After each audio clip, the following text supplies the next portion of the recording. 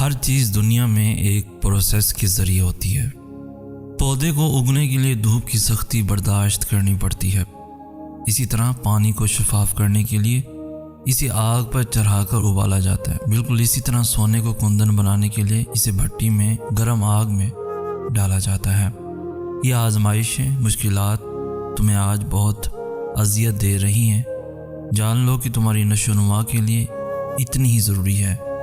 تمہیں ایک بہتر انسان بنانے کے لیے اللہ تعالیٰ مشکلات سے گزارتا ہے تاکہ تم ایک بہترین اور مضبوط انسان بن کے نکلو۔ اس لیے ان آزمائشوں سے بھاگنے کی بجائے ان سے لڑنا سیکھو اور مضبوط بننا سیکھو، کیونکہ جب تم ان سے گزر کر ان کی طرف مڑ کے دیکھو گے تو اپنے آج اور اپنے ماضی کے انسان میں زمین اور آسمان کا فرق پاؤ گے۔ جو لوگ تکلیف دے رہے ہیں، بات بات پہ طعنہ دے رہے ہیں، تہمتیں لگا رہے ہیں، تو آپ ایک بات کو یاد رکھیں کہ وہ رب کچھ نہیں بھولتا، وہ واقف ہے ہر زخم سے۔ لوگوں کے رویوں کو اس کے سپرد کر دیں۔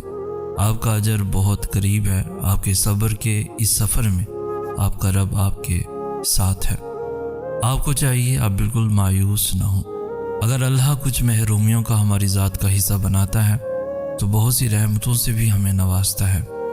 اگر وہ کوئی داستان ادھوری چھوڑتا ہے تو بہت سے قصوں کو ان کے پرسکون اختتام تک بھی لاتا ہے۔ زندگی اسی کا نام ہے، کچھ مل گیا وہ کسی کو کھو دیا۔ جو صبر نہیں کرتے وہ ہمیشہ بے چینی میں مبتلا رہتے ہیں، اور جو صبر کر لیتے ہیں اللہ انہیں اپنی چاہت میں سکون دے دیتا ہے۔ تو پھر کیوں ظلم کر رہے ہو خود پر؟ اس کی چاہت کو اول رکھو گے تو وہ تمہارا ہر اختتام پرسکون بنا دے گا۔ تم واقف نہیں، شاید تمہارا رب سب کچھ کر سکتا ہے۔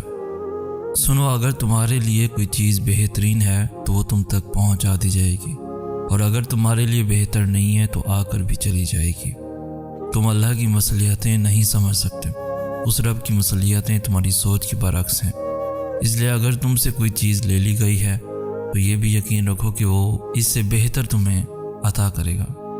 تم بس ہر حال میں اس کا شکر ادا کیا کرو اور اپنے نصیب کی بہتری مانگا کرو، کیونکہ بے شک وہی بہتر جاننے والا ہے۔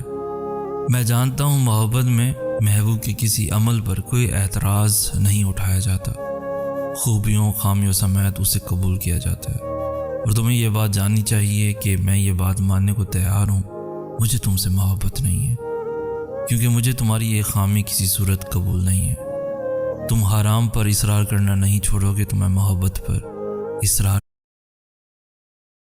شعور جب بکتا ہے تو وہ جہالت سے بھی کہیں زیادہ خطرناک ثابت ہوتا ہے۔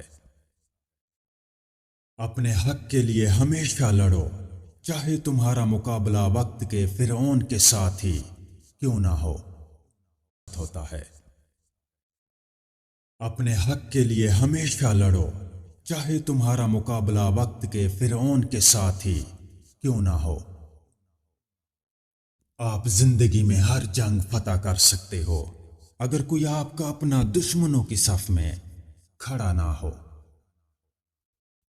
ڈر اس کو ہوتا ہے جو اپنے لیے جیتا ہے، اور جو کسی مقصد کے لیے زندہ ہو اسے کسی چیز کا ڈر نہیں ہوتا۔ ڈر اس کو ہوتا ہے جو اپنے لیے جیتا ہے، اور جو کسی مقصد کے لیے زندہ ہو اسے کسی چیز کا ڈر نہیں ہوتا۔ جہاں کشتیاں ضد پر ہوں وہاں طوفان بھی ہار جاتے ہیں۔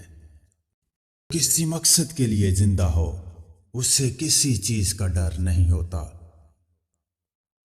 جہاں کشتیاں ضد پر ہوں وہاں طوفان بھی ہار جاتے ہیں۔ لوگوں کو مختلف قوموں، ذاتوں اور سیاسی و مذہبی فرقوں میں اس لیے تقسیم کر دیا جاتا ہے تاکہ وہ ظلم کے خلاف متحد ہو کر آواز نہ اٹھا سکیں۔ مردار ہے وہ معاشرہ جہاں مظلوم یہ نہ بتا سکے کہ ظالم کون ہے۔ دنیا کی سب سے جاہل ترین عوام وہی ہے جو اپنے مشترکہ حقوق کی بجائے اپنے متفرق فرعون لیڈروں کے لیے آپس میں لڑتے ہیں۔ مر جاؤ مگر ضمیر کا سودا ہرگز مت کرنا، کیونکہ یہ تمہارا سودا نہیں، तुम्हारी नस्लों का सौदा है। एक जासूस दुश्मन के पूरे लश्कर को शिकस्त दे सकता है और एक गद्दार अपनी पूरी कौम को शिकस्त की जिल्लत में डाल सकता है। जिस कौम के नौजवान रूहानियत को छोड़कर मुर्दा दिली और फहाशी की जिंदगी गुजारने पर उतर जाएं, वो कौम बगैर जंग के भी हार जाती है। रूहानियत को छोड़कर मुर्दा दिली और फहाशी की जिंदगी गुजारने पर उतर जाएं, वो कौम बगैर जंग के भी हार जाती है। सबको खुदा की जरूरत है, अमीरों को अपनी दौलत महफूज रखने के लिए और गरीबों को गुर्बत बर्दाश्त करने के लिए। इनकलाब हमेशा नौजवान लाते हैं, लेकिन जिस माशरे में नौजवान चमचागिरी की राह पर चल पड़े, वहां इनकलाब नहीं गुलामी राज करती है। आप ऐसी कौम को कभी जगा नहीं सकते जो सोए हुए होने का ड्रामा कर रही हो।